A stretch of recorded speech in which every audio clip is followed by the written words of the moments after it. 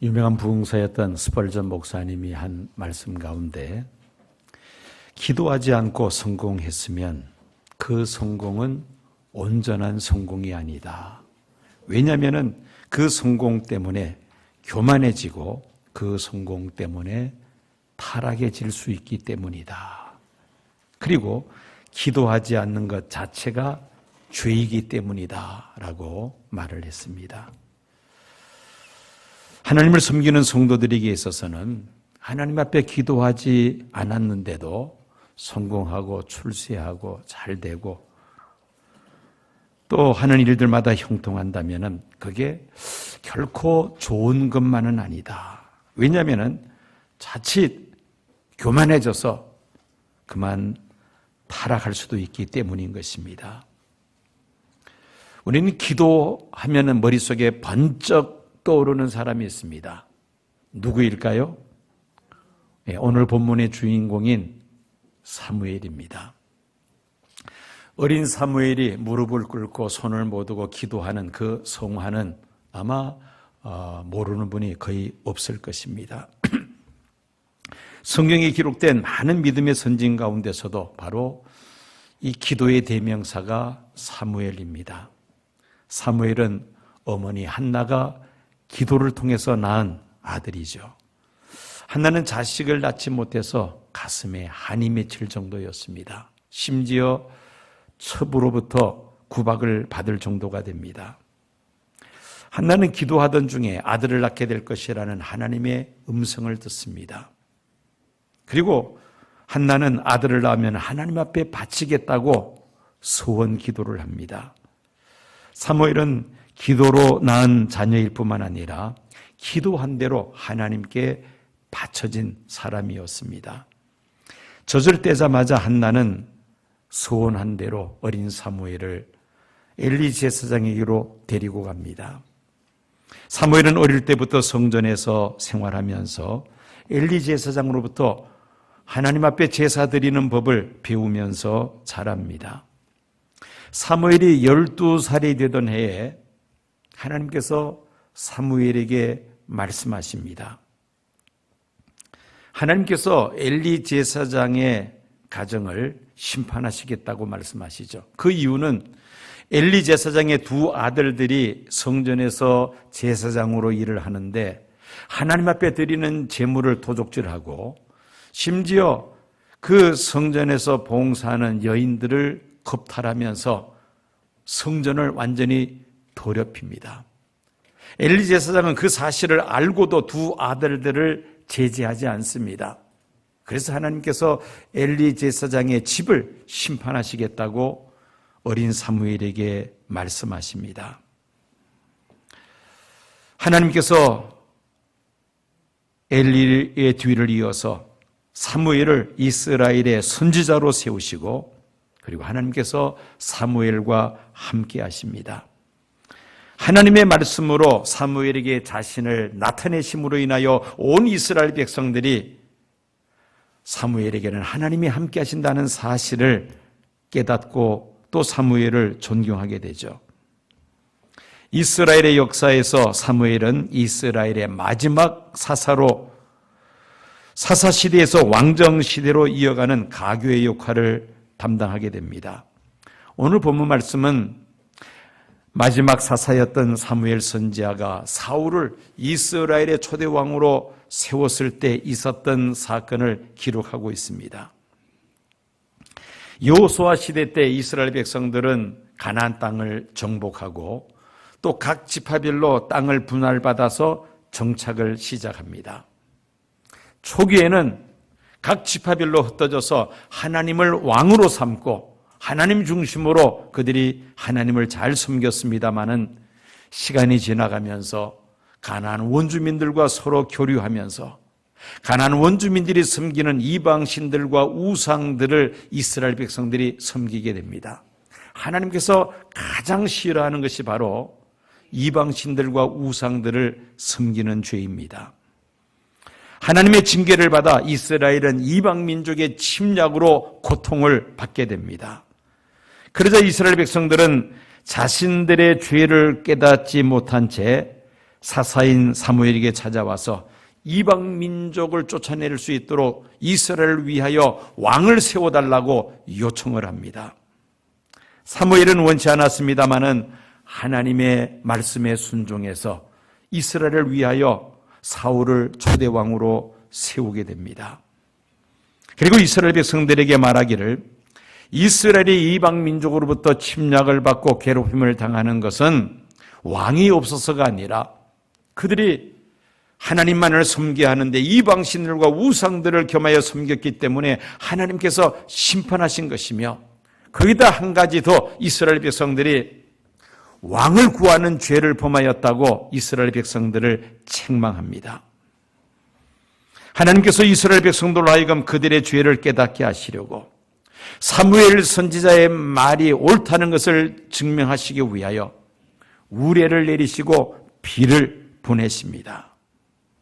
온 이스라엘 백성들이 사무엘이 말한 대로 그들이 하나님을 전적으로 의지하지 아니하고 자신들을 위하여 왕을 구한 죄를 깨닫고 크게 두려워하며 떱니다.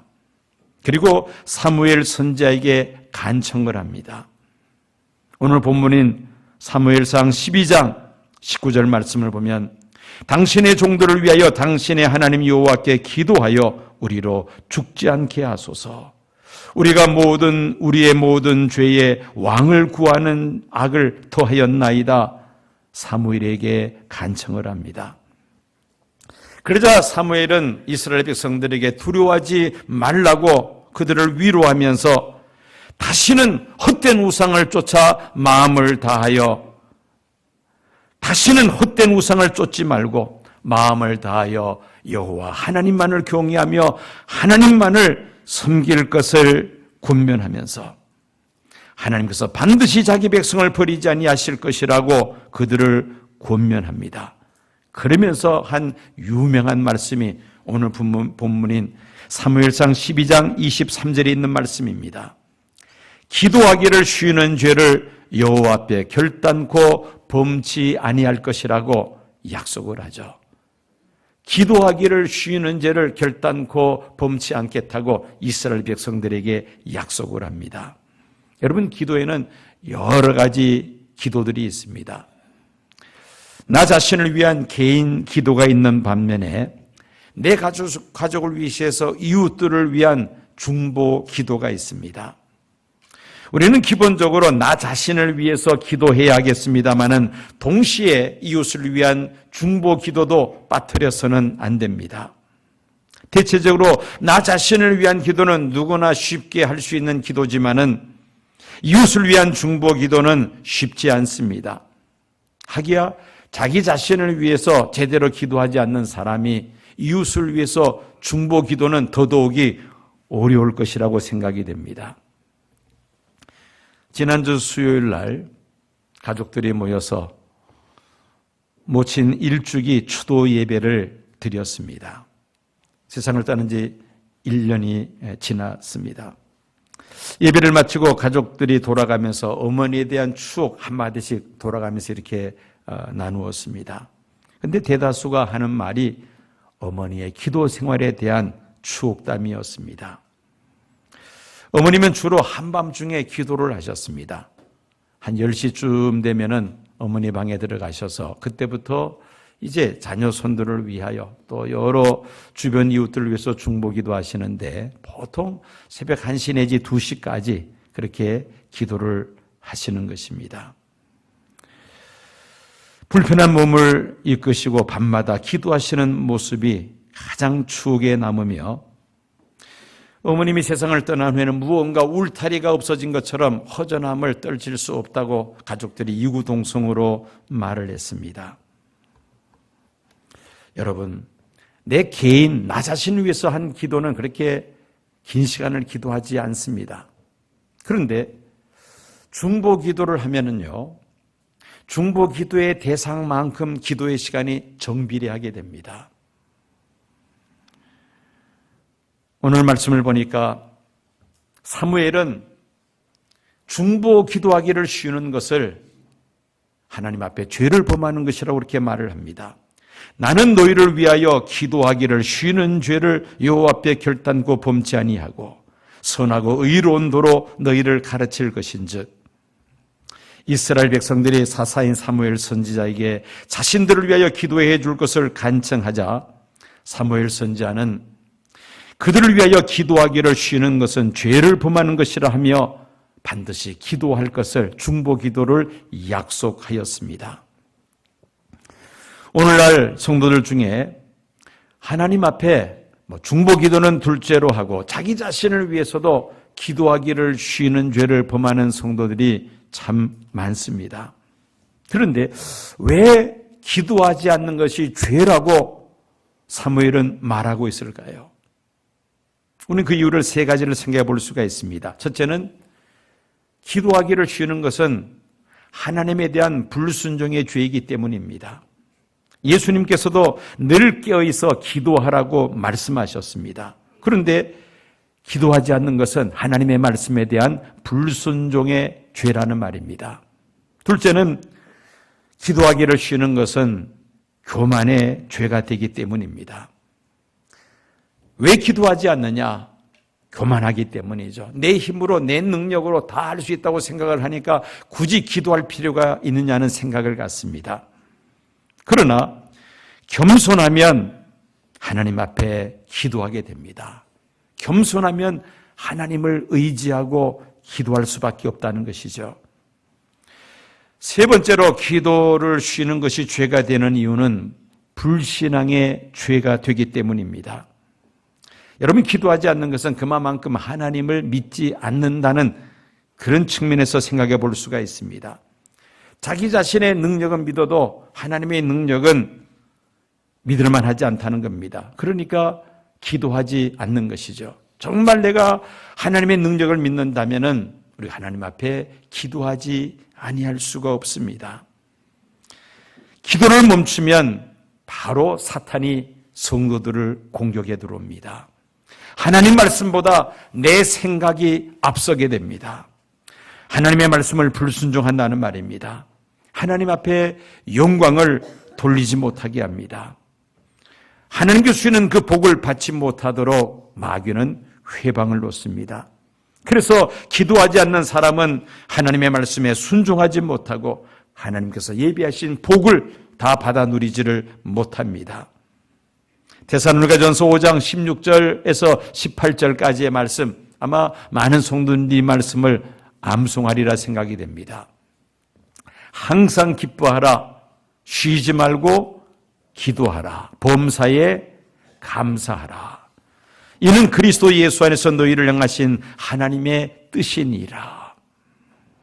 슬퍼하거나 근심, 걱정, 염려에 사로잡히지 말고 항상 기뻐하며 살 것을 성경은 우리에게 말씀합니다. 그리고 기도를 하는데 쉬지 말고 기도하라고 말씀하고 있습니다. 감사 생활을 하되 좋은 일이 있을 때만 감사하는 것이 아니라 힘들고 어려운 일이 있어도 모든 일에 범사에 감사하라고 말씀합니다. 종교개혁가 마틴 루터는 기도는 인생에 있어서 가장 소중한 일이다. 만일 하루라도 기도를 소홀히 한다면 하나님의 열정을 잃게 된다고 말을 합니다. 기도를 소홀히 하면 주님을 향한 사랑이 식어집니다. 우리의 믿음이 사라집니다. 하나님 나라를 향한 소망도 흐려질 수밖에 없습니다.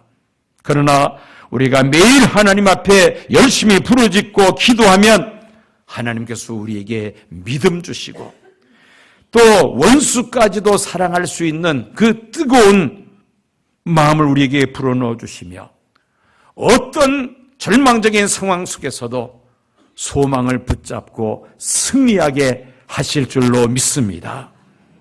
19세기 영국의 시인 윌리엄 쿠퍼는 기도를 포기하는 자는 전투를 포기하는 군인과 같다라고 말을 합니다. 기도를 포기하는 사람은 무엇을 포기하는 군인과 같다고요? 전쟁을 포기하는 군인과 같다. 여러분, 왜 군대를 만듭니까? 무엇을 대비해서? 전쟁을 대비해서 군대를 만듭니다. 평생 전쟁이 없을 수도 있고 또 언제 또 전쟁이 발발할지도 알 수도 없습니다. 그렇지만은 그 전쟁을 위해서 많은 예산을 들여서 정말 힘든 훈련을 시키면서 군인들을 세우고 군대를 유지합니다. 전쟁을 대비해서 군대를 소집한다는 것이죠.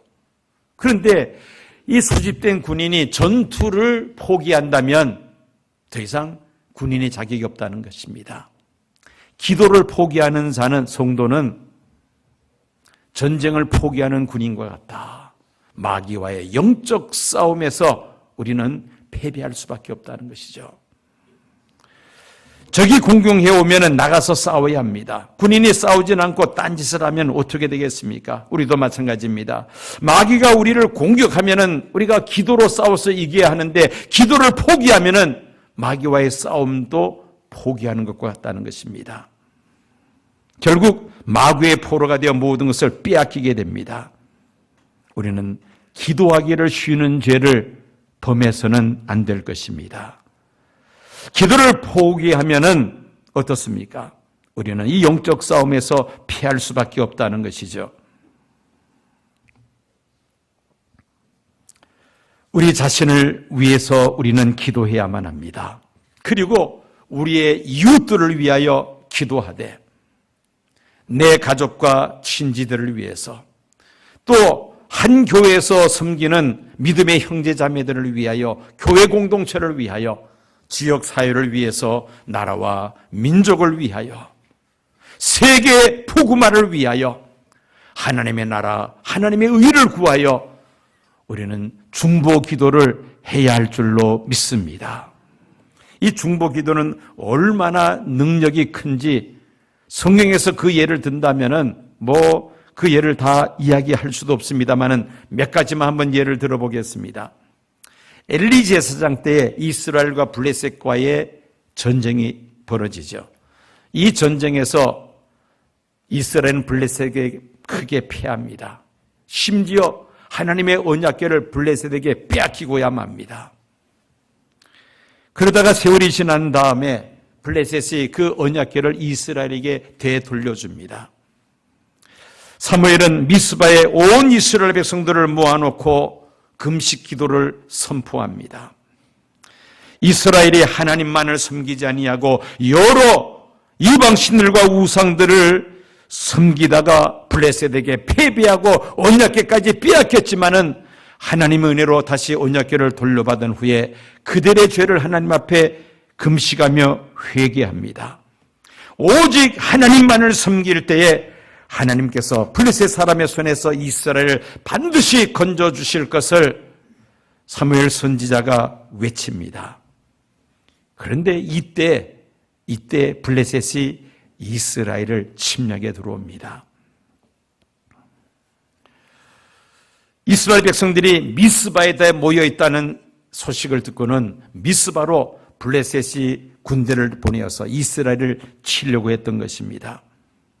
이때 이스라엘 백성들이 사무엘에게 요청을 합니다. 사무엘상 7장 8절 보면 당신은 우리를 위하여 우리 하나님 여호와께 쉬지 말고 부르짖어 우리를 블레셋 사람의 손에서 구원하시게 하소서. 위기를 만난 이스라엘 위하여 중보 기도해달라는 이스라엘 백성들의 요청이었습니다. 사무엘상 7장 9절 보면 사무엘은 젖먹는 어린 양 하나를 가져다가 온전한 번제를 여호와께 드리고 이스라엘을 위하여 여호와께 부르짖음에 여호와께서 응답하셨더라. 백성들의 그 요청을 따라서 바로 사무엘은 어린 양 하나를 잡아서 하나님 앞에 번제를 드리면서 하나님 앞에 중보 기도합니다. 이스라엘을 위하여 부르짖어 기도할 때 하나님께서 바로 응답해 주십니다. 블레셋 군대가 이스라엘을 치려고 가까이 접근해 올 때 하나님께서 블레셋 사람에게 큰 우레를 바라게 하사 그들을 어지럽게 하심으로 인하여 이스라엘 백성들 앞에서 블레셋 군대는 크게 패하고야 말았습니다. 이후로 사무엘이 이스라엘 다스리는 동안에는 블레셋이 감히 이스라엘을 넘보지를 못합니다. 사무엘이 이스라엘의 사사로 있을 때에 블레셋으로부터 이스라엘 하나님께서 건져 주셨던 것입니다. 중보 기도의 힘이 이렇게 크다는 말입니다. 출애굽한 이스라엘 백성들이 아말렉과의 전쟁을 치르게 되죠. 사실 군사적으로 볼 때는 블레셋의 이 아말렉 군대를 이스라엘이 감당할 수가 없었습니다. 왜냐하면 이스라엘은 말이 군대이지 오합지졸 같은 상태입니다. 아말렉은 잘 무장된 훈련된 병사들입니다. 여호수아가 진두지휘하는 이스라엘 군대가 아말렉과 이제 싸움을 하기를 시작합니다. 이때 모세는 산 꼭대기에 올라가서 두 손을 높이 들고 하나님 앞에 기도합니다. 모세가 두 팔을 들고 기도하면 이스라엘이 아말렉 군대를 이깁니다. 그러나 너무나 팔이 아파서 그 팔을 내리면 아말렉 군대가 이스라엘을 이깁니다. 그 모습을 보고 곁에 있던 아론과 훌이 큰 돌을 가져다가 모세라 하면 그 돌 위에 앉게 합니다. 그리고 양옆에서 모세의 한 팔을 각각 붙잡고 모세는 계속해서 기도를 하죠. 결국 그날 아말렉과의 싸움에서 이스라엘이 크게 승리를 거두게 됩니다. 모세가 두 손을 들고 이스라엘 위하여 중보 기도할 때에 이스라엘 군대가 블레셋 군대를 몰아낼 수가 있었다는 말씀입니다. 예수님께서도 십자가 달리시기 전날 밤 겟세마네 동산에 오르셔서 밤이 맞도록 기도를 하십니다.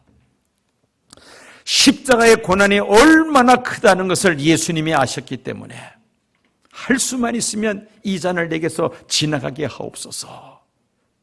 십자가의 그 고통을 받지 않게 해달라는 예수님의 간절한 기도였습니다.